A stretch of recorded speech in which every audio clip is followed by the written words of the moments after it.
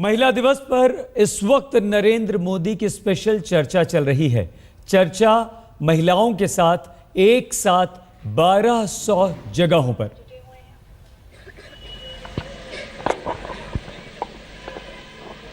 Good evening, Mr. Modi. My name is Armeen Modi and I work in villages. We have our village girls and women and we'd like to share with you some of our initiatives. As you can see, there are girls sitting who are learning karate, who have won gold and silver medals in national and state level competitions. We have given 1,000 bicycles to girls to arrest dropout rates and early marriages. My suggestion to you is if I think you all bureaucrats and politicians send their children to the government schools will change in a great hurry. There'll be access, there'll be transport, there'll be toilets, there'll be desks and benches, there'll be better quality of teaching, there'll be infrastructure. Think about my radical suggestion. Thank you very much for giving me an opportunity to express my views. Modi ji नमस्कार, मैं अनन्या गोयल हूँ पुणे से। मोदी जी, आपने कुछ समय पहले बेलगांव से ग्रामीण क्षेत्रों की महिलाओं एम्पावरमेंट के ऊपर अपने विचार दिए थे। मैं जानना चाहती हूँ कि इन महिलाओं के लिए शहरी महिलाओं के लिए आपके क्या विचार हैं और क्या कदम उठाने वाले हैं? Thank you.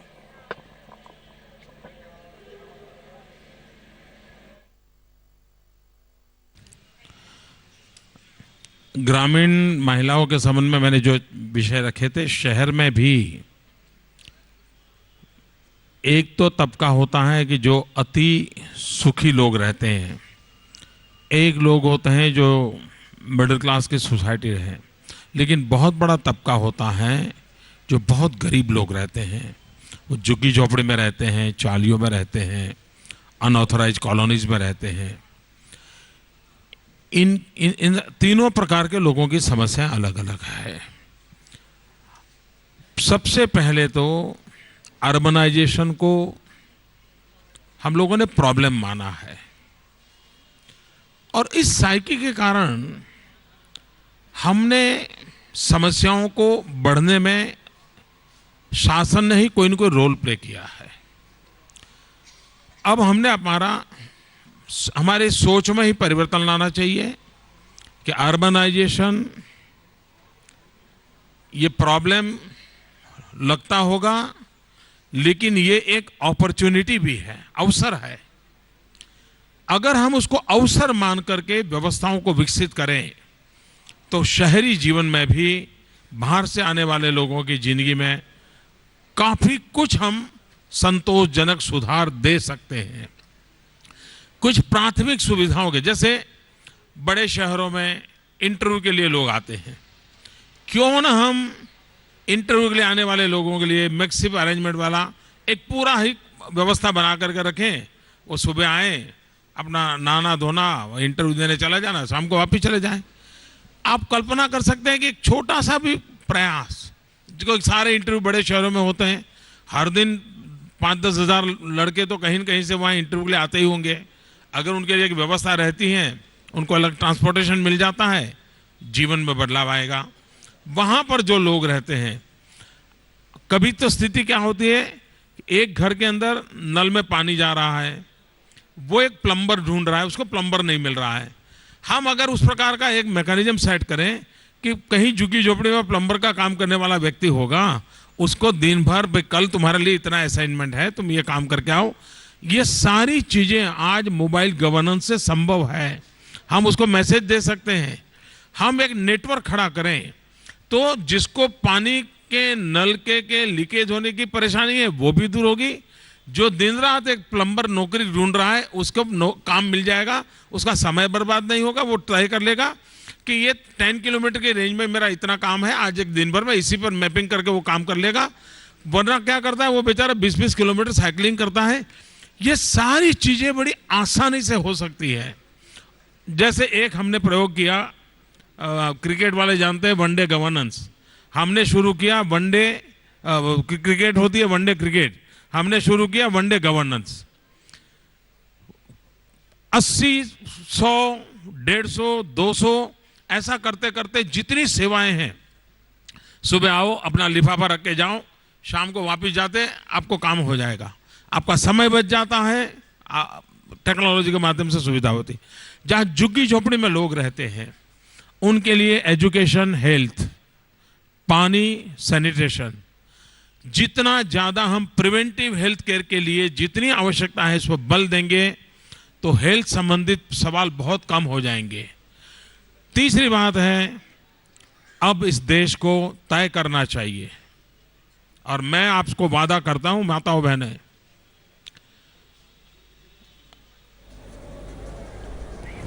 2022 में भारत की आजादी को 75 साल होंगे, 75 ईयर होंगे। देश के लिए, आजादी के लिए जिन लोगों ने लड़ाई लड़ी उनको हम याद करें, हम याद करके तय करें कि 75 साल जब आजादी के होंगे तब हम उनको कैसा देश सुपुर्द करेंगे, अभी से तय करना चाहिए। मेरे मन में सपना है कि जब देश आजादी के 75 साल मनाता हो तब हिंदुस्तान का हर परिवार को रहने के लिए घर हो। घर मतलब सिर्फ 4 दीवारी और छत नहीं, मैं जब घर की बात करता हूं तब घर का मतलब है उसमें बिजली हो, उसमें नल हो, नल में पानी भी हो, वरना ऐसा ना हो कि नल हो पानी ना हो। उसको बच्चों के लिए शिक्षा की व्यवस्था हो, नजदीक में कहीं न कहीं पढ़ने की व्यवस्था हो, अगर इतना, और शौचालय हो। ऐसा घर, चाहे वो शहर में झुग्गी झोपड़ी में रहता हो, गांव में रहता हो, आजादी के 75 साल ये लक्ष्य लेकर के हमारे देश में हमने एक बहुत बड़ा अभियान चलाना चाहिए। और ये अभियान चलेगा तो आप कल्पना कर सकते हैं कितने लोगों को रोजगार मिलेगा। सीमेंट के कारखाने चलेंगे, लोहे के कारखाने चलेंगे, कंस्ट्रक्शन के अंदर लेबर को काम मिल जाएगा, काम करने वाले नौजवान कम पड़ जाएंगे, इतना काम निकलेगा और देश में एक बहुत बड़ा बदलाव आएगा। और इसका सीधा पॉजिटिव इंपैक्ट एजुकेशन पे होगा, हेल्थ पर होगा, पॉजिटिव इंपैक्ट अपने आप होगा। और इसलिए एक मिशन मोड में हमारे देश में, और मुझे जब भी देश की सेवा करने का मौका मिलेगा, मैंने गुजरात में बेड़ा उठाया है, कर रहा हूं, तेजी से कर रहा हूं। जब देश की सेवा करने का मौका मिलेगा और आप माता बहनों को आशीर्वाद से मुझे जरूर मिलेगा, उस समय मेरे मन में एक सपना, ये काम मैं करके रहना चाहता हूं कि देश जब आजादी के 75 साल मनाए तब गरीब से गरीब परिवार क्यों ना हो, झुग्गी झोपड़ी में रहने वाला क्यों ना हो, उसका अपना घर हो, घर में नल हो, नल में पानी हो, शौचालय हो, बिजली हो, बच्चों के लिए शिक्षा की व्यवस्था हो, नजदीक में हेल्थ की सुविधा हो। इतना भी अगर कर लें, पूरा क्वालिटी ऑफ लाइफ चेंज हो जाएगा। चाय की चुस्की के साथ देश भर में मौजूद महिलाओं से बात कर रहे हैं बीजेपी के प्रधानमंत्री पद के उम्मीदवार नरेंद्र मोदी। आपको सीधे हम लिए चलते हैं। And the whole of the Ugandan committee here is, the Indian community here is very excited with Chai Pe Charcha. नमस्ते मोदी जी।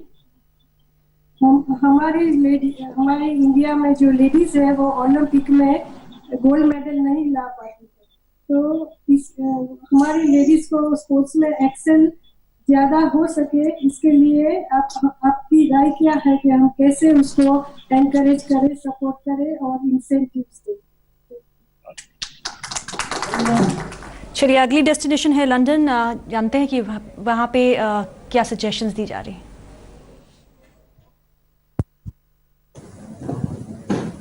नमस्कार नरेंद्र भाई, मैं अलका सा लंदन से बात कर रही हूँ। यहाँ पे आज का ये प्रोग्राम आई फॉर यूनिटी के यंग प्रोफेशनल ने किया है और मुझे आपसे एक बात करनी है और मुझे बहुत खुशी हो रही है आपसे बात करके कि यहाँ पे हम यूके में महिलाओं को मैटरनिटी के लिए 52 वीक्स की छुट्टियाँ मिलती है, जबकि भारत में महिलाओं को ओनली 26 वीक की छुट्टियाँ मल्टीनेशनल कंपनियां भी अपने विचारों से अलग अलग छुट्टियां अलग अलग देश में देती है, भारत की महिलाओं को अलग रखती है। तो आपको मुझे ये कहना है कि ये बहुत गलत है। अगर हमें यहाँ पे 26 वीक कंपलसरी और 26 वीक बच्चों को संभालने के लिए मिलता है, तो वहाँ भारत की महिलाओं को अपने लिए और अपने भविष्य को संभालने के लिए पूरी छुट्टियां नहीं मिलती। उसके लिए आपका क्या सुझाव है? Next suggestion is from Sydney, Australia.